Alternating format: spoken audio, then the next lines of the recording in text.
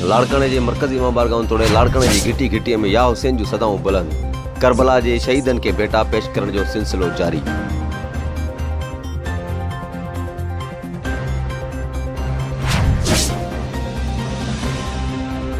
लाड़काने जे मरकज़ी इमाम बारगाह तोड़े लाड़काने जी घिटी घिटीअ में या हुसैन जूं सदाऊं बुलंद। करबला जे शहीदनि खे भेटा पेश करण जो सिलसिलो जारी। जी नाज़रीन मौजूद आहियूं इमाम बारगाह खिची इमाम बारगाह ये शहर जी मरकज़ी इमाम बारगाह है ऐं हितां जे सिक्योरिटी जे हवाले सां इंचार्ज साहब जन मौजूद आहिनि। उन्हनि खां पुछंदासीं त सिक्योरिटी जे हवाले सां छा था ॿुधाइनि असांजे नाज़रीन खे। अस्सलाम वालेकुम। वालेकुम अस्सलाम। थैंक यू, वॾी महिरबानी। शुक्र अल्हम्दुलिल्लाह, अल्लाह जी महिरबानी आहे। तमामु असांजी सिक्योरिटी अरेंज जेको आहे बहितरीनु आहे ऐं असांजो स्टाफ जेकी बि आहे डिप्लॉयमेंट चौधारी असांजी थियल आहे ऐं अल्हम्दुलिल्लाह शुक्र अल्हम्दुलिल्लाह 4-5 ॾींहं थिया आहिनि। अलाह कंदो ख़ैर जा बाक़ी बि ॾींहं गुज़री वेंदा ऐं फस्ट क्लास मूवमेंट हले थी। शुक्र अल्हम्दुलिल्लाह, अलाह साईं कंदो त अॻिते बि मालिक सणाई कंदो ऐं बिल्कुलु असांजी अरेंज सही आहे। अच्छा साईं, अव्हांखे केतिरा नौजवान मिलिया आहिनि हिन सिक्योरिटी जे हवाले सां?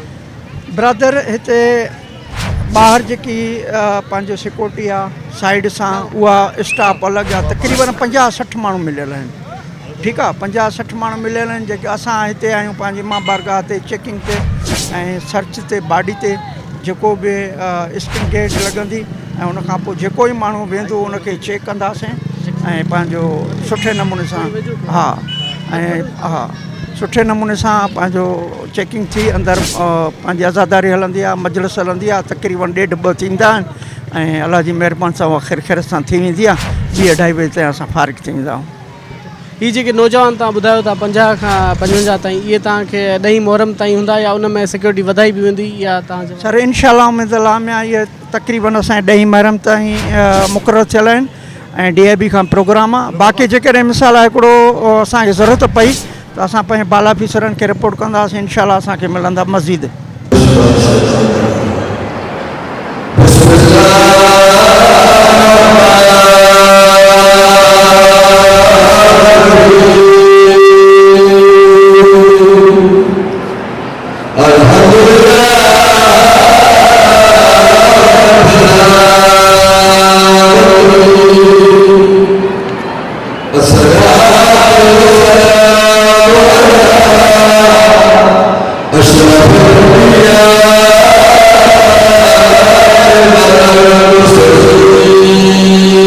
मौजूद आहियूं हुसैनी मरकज़ी इमाम बारगाह में ऐं हुसैनी तबरकात जे हिकिड़े शॉपिंग सेंटर में ऐं उन्हनि खां पुछंदासीं त बनिस्बत पहिरें साल ऐं हिन साल में जेकी हिन मोमिननि जी ख़रीदारीअ जी जेको आमद रफ़्ता उनखे कीअं था ॾिसनि ऐं सिक्योरिटी जा जेके इंतिज़ाम आहिनि उन्हनि मां ही केतिरा मुतासिर आहिनि। त दुकानदार सां ॻाल्हि ॿोल कंदासीं। अस्सलाम वालेकुम। वालेकुम सलाम।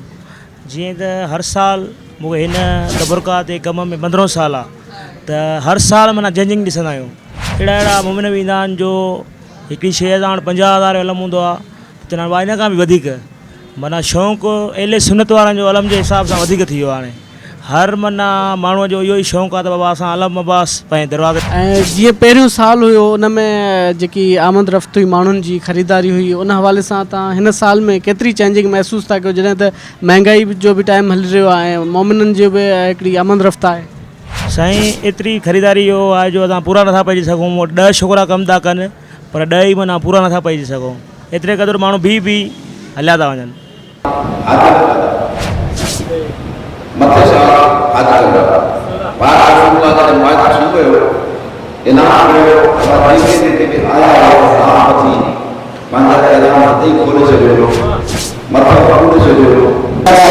अल्लाह साहिब ये सब मुसलमान कसुसन मुल्ला सब जा सब अल्लाह के दर ते बिठा वजनवा हक वचनवा हक सागर वनवा मस्जिद के दर ते बिठा वजनवा सजो दी मस्जिद का दरवाजा भजल वजनवा मस्जिद का हक नहीं रहा अल्लाह का हक इन करे अल्लाह का हक वचनवा। जी नाज़रीन मौजूद आहियूं असीं मरकज़ी इमाम बारगाह से जाड़ल शाह ते ऐं हिते जेको आहे सो मजलिस बि हली रही आहे ऐं सिक्योरिटी जेके प्लानिंग्स आहिनि तमामु टाइट रखिया विया आहिनि ऐं शहर ॾे ईंदड़ वेंदड़ रस्ता बंदि करे ऐं सिक्योरिटी उते तैनात कई वई आहे जीअं अंदरि वाक़ियो पेश न अची सघे। जॾहिं त हर तरफ़ ज़ाइरीन जेको आहे सो इन में वेठा आहिनि ऐं उहे है हुसैन जूं सदाऊं बुलंद करे रहिया आहिनि। जॾहिं त करबला में थियल इमामनि सां वाक़ियो जेको आहे उन जे हवाले सां हिते जेको आहे सो वाक़िया ॿुधाए करे ज़ाइरीन खे जेको आहे सो हिकिड़ो ॿुधायो थो वञे त उन्हनि सां छा हुते करबला में वाक़िया पेश आया, जॾहिं त काफ़ी ज़ाइरीन जेके आहिनि से हिते मजलिस में वेठा आहिनि ऐं तव्हां ॾिसो था त पुलिस ऐं सिक्योरिटी जेके आहिनि उन्हनि सां गॾोगॾु रेंजर्स जा अहलकार बि आहिनि जेके सिक्योरिटी प्लानिंग्स खे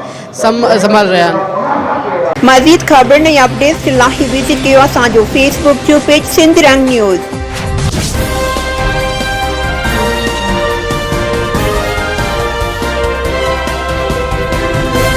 सिंध रंग न्यूज़ वेब टीवी।